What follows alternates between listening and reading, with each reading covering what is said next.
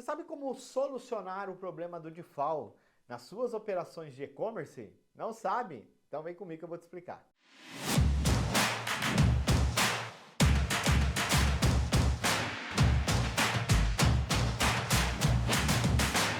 Sejam muito bem-vindos, Anderson Souza aqui no canal do Café Tributário. Já se inscreve no canal, porque conteúdo forte aqui vai ajudar muito vocês aí no dia a dia, para que vocês possam ter mais resultados nos negócios. Mas não vou ficar enrolando aqui não, já vou direto para o conteúdo. Vamos falar hoje de um produto específico para e-commerce. E aqui eu sei que eu tenho dois públicos.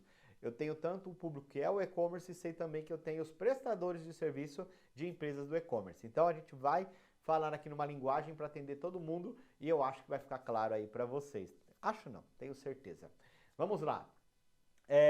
Bom, falando de default, nós temos que separar, tá, as duas situações. Existem dois tipos de default. Na entrada da mercadoria, que é na compra, e também na venda. Quando ocorre na compra? Na compra é quando eu estou no Simples Nacional e eu estou comprando de outro estado. E aí eu tenho que pagar o default. Anderson, eu consigo resolver esse default? Não, não consegue. Esse aqui, a única forma que você vai fazer não pagar default é se você não for mais do Simples Nacional, ok? Se você sai do Simples Nacional, você vai para o lucro presumido ou para um lucro real, aí essa compra de mercadoria de operações interestaduais, ela não será mais cobrada. Agora, Anderson, dentro do Simples, eu consigo? Não, não consegue. O que você tem que pensar aqui? Se você tem compras interestaduais, se é muito volume, cabe o planejamento tributário para entender se o Simples Nacional é o melhor regime tributário para você. E aí eu já dou uma dica aqui para você. Raramente no e-commerce o lucro presumido vale a pena. A margem é baixa no e-commerce. Então, geralmente, o lucro real é mais benéfico, ok? Ah, eu não compro tanto de fora do estado, então o default de entrada não é um problema. Estou no Simples, ele não é um problema. Ótimo, continuamos agora. Agora nós vamos falar sobre o default das saídas, que daí é o contrário. Nas empresas do Simples Nacional, eu não tenho default. Eu não tenho essa diferença de alíquota.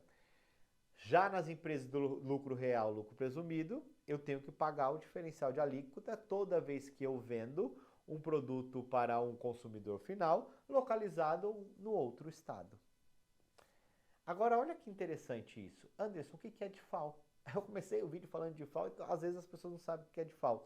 Default é o diferencial de alíquota. Então, imagina o seguinte, eu sou um e-commerce, estou vendendo para Minas Gerais.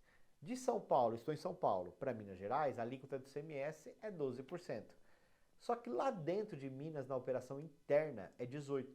Então o default é a diferença entre a operação interestadual e a alíquota interna. Ou seja, 12 na interestadual versus 18 na interna, a diferença é 6%. 6% é o valor do default, beleza? Então, só para resumir aqui, ó. Quando eu falo de default da compra, eu estou falando somente de empresas do Simples Nacional, ok? Que compram de outros estados.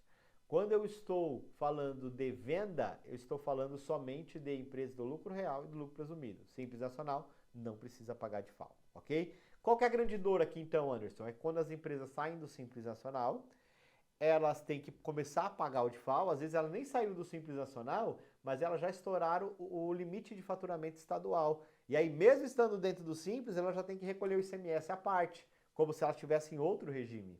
E aí ela já tem que pagar o default. E sabe o que acontece? A margem que você tinha virou default, porque daí você começou a pagar o default e agora você não tem mais margem. Acredito que isso deve ser uma dor comum no e-commerce, né? Pelo menos eu já me deparei com diversos clientes que a gente atende aqui com essa dor. Comenta aqui para mim, inclusive, se você tem essa dor, se você tem esse problema, se faz sentido o que eu estou falando. E legal, aí você tem o default na operação interestadual. O que eu faço com isso? Aí você tem que ser estratégico, beleza? Não existe, grava isso, não existe nenhum regime especial, nenhuma operação que vai te livrar do default quando você é do lucro real ou presumido. Não existe isso. Nós tivemos um caso lá no passado, por uma questão de problema de assinatura de lei, que durante o ano específico ficou sendo questionado o pagamento do default, mas foi só aquele ano, acabou, tá? A partir de agora tem que pagar, então você tem que ser estratégico. Qual que é o problema do default? É que quando você vende a mercadoria, você já tem que recolher no ato da saída. E aí vem um grande problema. Por quê? Imagina, você vendeu a mercadoria para Minas, vamos pegar esse mesmo exemplo. Aí você pagou o DIFAL. Para a mercadoria poder circular, você tem que pagar o DIFAL, não é? Só que o cliente devolveu a mercadoria. Como que você faz com esse DIFAL que foi pago? Você tem que entrar com um processo administrativo junto a Minas Gerais para pedir esse ressarcimento, ajoelhar, acender vela, orar para que você possa receber esse dinheiro de volta. E muitas vezes não vai receber. Então o que você tem que fazer para que não dependa desses pedidos já administrativos de restituição, ressarcimento, enfim?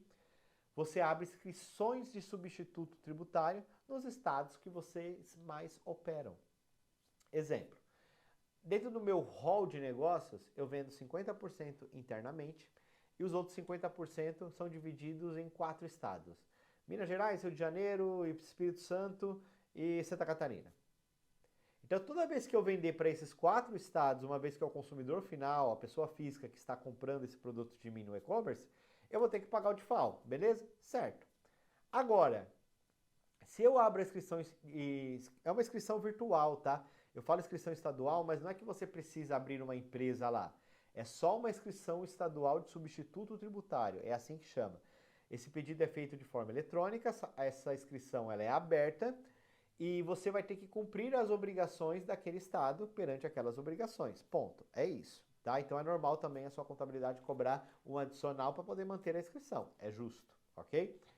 Então você está vendendo para esses estados. O que você passa a fazer? Ao invés de você recolher a guia do DIFAL, você vai apurar esse valor para pagar no mês subsequente, como se fosse um pagamento de ICMS comum que você faz dentro da sua operação.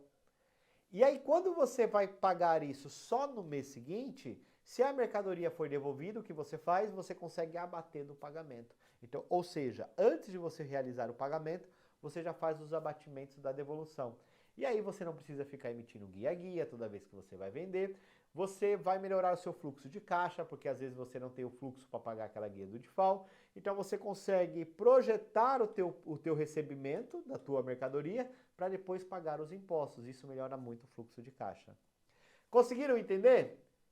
Parece um pouco confuso, mas não é não. É simples. Agora um grande ponto aqui que é importante eu falar também. Quando a gente fala nesses pagamentos do DIFAL, nós temos que lembrar que para abrir essas inscrições ela não é tão simples. Dependendo do estado é um pouco mais simples, mas dependendo do estado não.